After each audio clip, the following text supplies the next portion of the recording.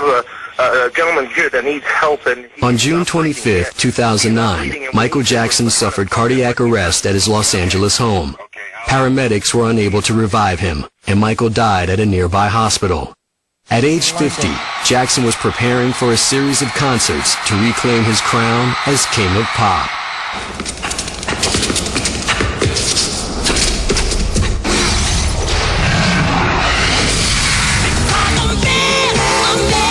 Years ago, Michael Jackson had the whole world at his feet, watching his every move.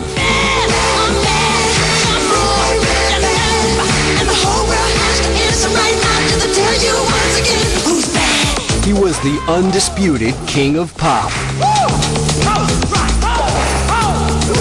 Who's bad? Who's bad?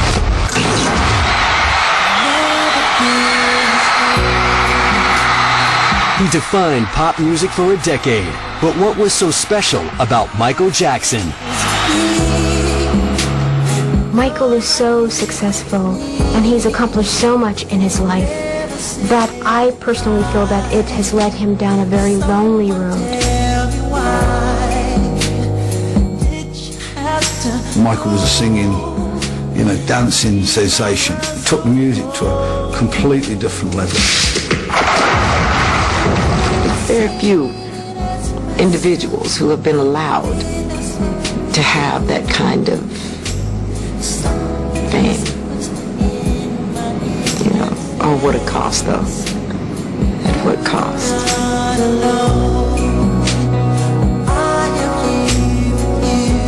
He's influenced styles, he's influenced singing, he's influenced dancing, he's influenced videos for sure. He is the ultimate artist.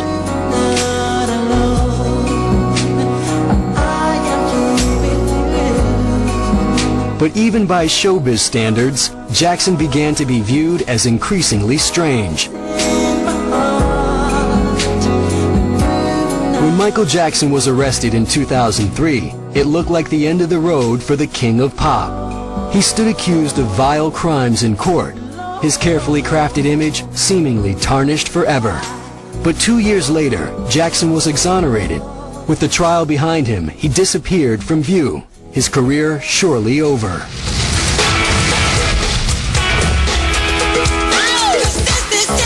In March 2009, he announced a series of London concerts that sent his friends wild. These will be my final show performances in London.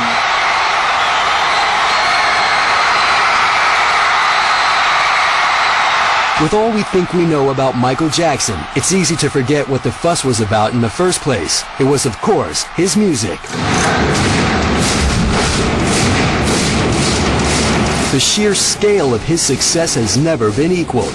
He's had the biggest selling album of all time, the largest audience ever, the biggest selling video, and won more awards than any other artist, including 8 Grammys in one night.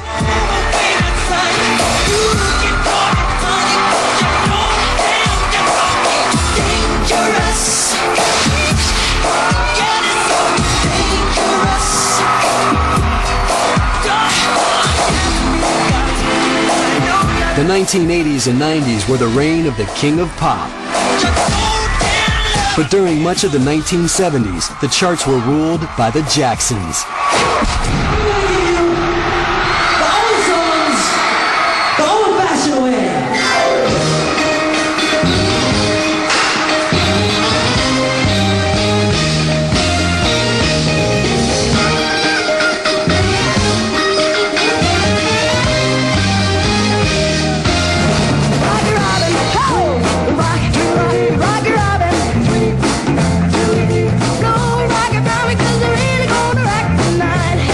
Michael Jackson's life as a performer began at an early age, when he and his brothers Jackie, Tito, Jermaine, and Marlon found they shared a talent for making music.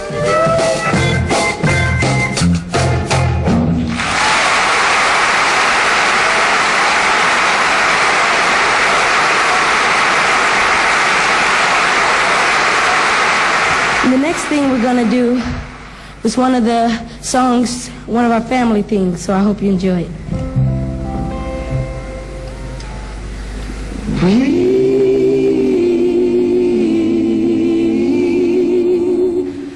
Thank you. My sister and I, we loved to sing together. And after we got married, and when we were recording, Joe and I used to sing a lot.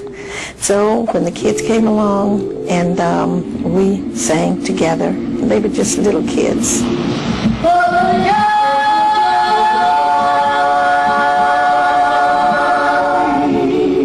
And I discovered then they had perfect harmony, and so that's what happened.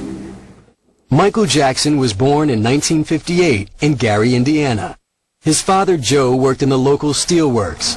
Joe's own dreams of a music career at first prevented him from seeing his children's talent. I said, why don't you listen to them? I think they sound pretty good. And so he finally, after persuading him, he finally listened. Tito was playing a Motown song, and we started making harmony, and he said, wow. So we started investing time and money into getting instruments and us getting together and start singing more Motown music.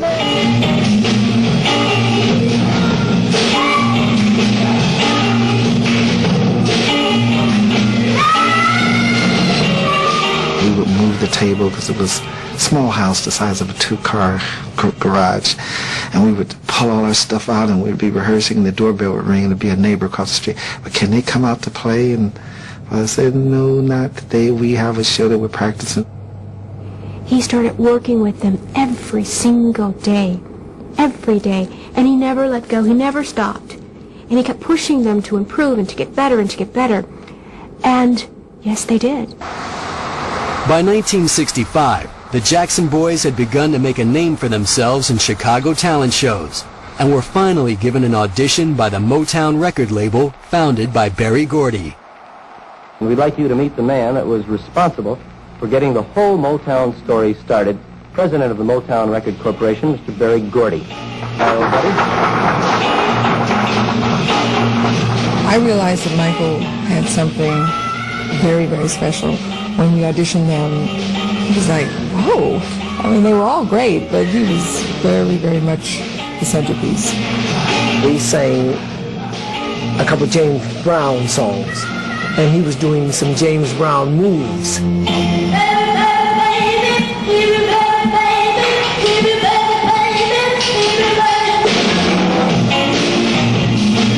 We just took what James had to offer and added some Michael to it.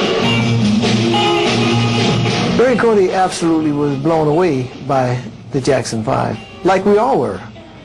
The focal point of them was Michael, because he was so young and so tiny and so talented.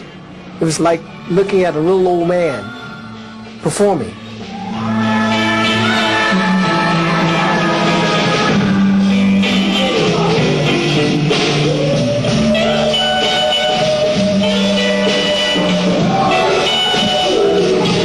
Berry Gordy came up with the idea of announcing that Diana Ross, one of Motown's leading artists, had discovered his new proteges.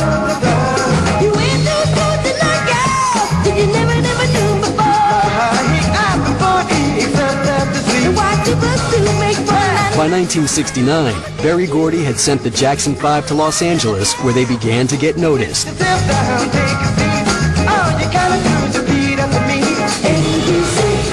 One day, we could go anywhere. We could go to a restaurant, we could go to stores to shop, and the next day, we couldn't go anywhere. I mean, it was really that fast. And I think that it took the greatest toll on Michael because he had the greatest responsibility and the greatest requirement to deliver. So when a show was over, the older boys would go off and play and softball games and all kinds of fun.